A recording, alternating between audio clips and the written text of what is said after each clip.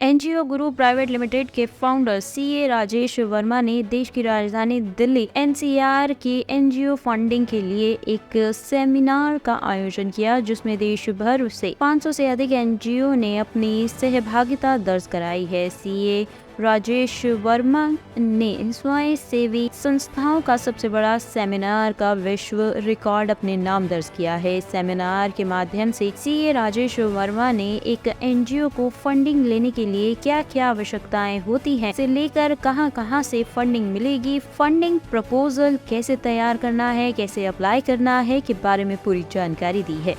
क्या कार्यक्रम है आज और किस तरह से आप एनजीओज को जो है उनके बारे में, उनके भविष्य के बारे में बता रहे हैं? देखिए, ये जो प्रोग्राम है आज का, ये एनजीओ के लिए फंडिंग का सेमिनार है। और चूँकि यहाँ पर जो नंबर ऑफ पार्टिसिपेंट्स है वो पार्टिसिपेंट्स 500 से ज़्यादा है और ये विश्व में इतिहास में पहली बार हो रहा है, तो इसलिए हमने इसका नाम दिया है एनजीओ का महाकुंभ, क्योंकि ये हो रहा है वर्ल्ड का लार्जेस्ट एनजीओ सेमिनार।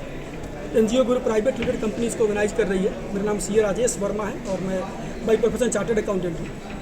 यहाँ पर मैं एक बात आप लोग को बोलना चाहूँगा कि जो देश के प्रधानमंत्री मोदी जी का जो सपना है वो है देश को 5 ट्रिलियन इकोनॉमी बनाना।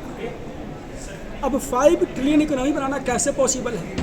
एक सबसे बड़ा एडवांटेज हमारे पास अभी है कि भारत जो है वर्ल्ड का भी नंबर 1 कंट्री है पॉपुलेशन, हमारे पास लार्जेस्ट पॉपुलेशन है और हम लोग वर्ल्ड के यंगेस्ट कंट्री है। हमारे पास वर्किंग पॉपुलेशन है, लेकिन उन वर्किंग पॉपुलेशन को स्किल्ड करना पड़ेगा, उनको स्किल डेवलपमेंट करना पड़ेगा।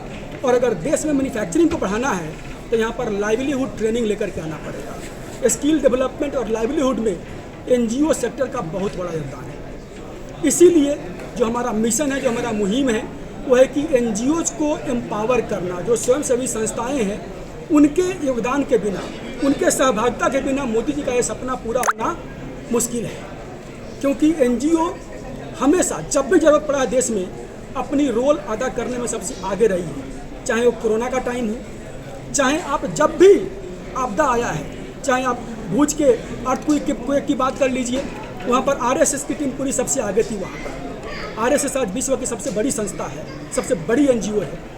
तो इस प्रकार से ये जो एनजीओज है अपनी भूमिका जब भी जरूरत पड़ती है निभाती है। और आज जब देश को विश्व गुरु बनाना है, देश को 5 ट्रिलियन इकोनॉमी बनाना है, तो यहाँ पर एनजीओज की भूमिका को हम कम नहीं आंक सकते हैं। तो इसके लिए एनजीओज को एम्पावर करना जरूरी है और यही हमारा मिशन है। मोदी 2 में एनजीओज की पावर और कहा जाए तो फंडिंग्स बहुत कम कर दी गई है, तो फिर कैसे सक्सेस करेंगे?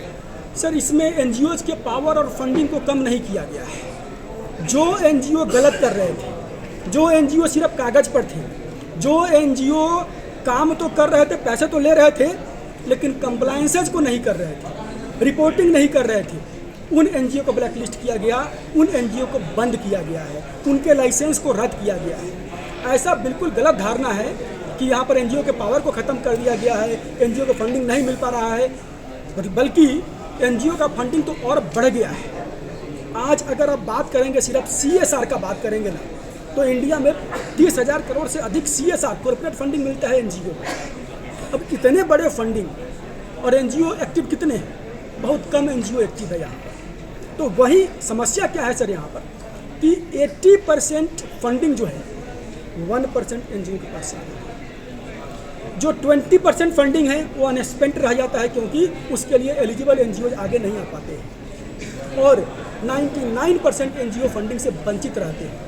तो हमारा मिशन वही है कि 99% एनजीओ जो वंचित रह जाते हैं उनको एम्पावर करना, उनको इन्फॉर्म करना, उनको प्रिपेयर करना कि वो अपना फंडिंग कैसे ले सकते हैं, कैसे फंडिंग के लिए एलिजिबल बने, किस प्रकार से उसकी तैयारी करें, ताकि ये तैयारी करके एलिजिबल हो करके वो फंडिंग ले सकते हैं और काम कर सकते हैं और देश विकास में अपना योगदान दे सकते हैं।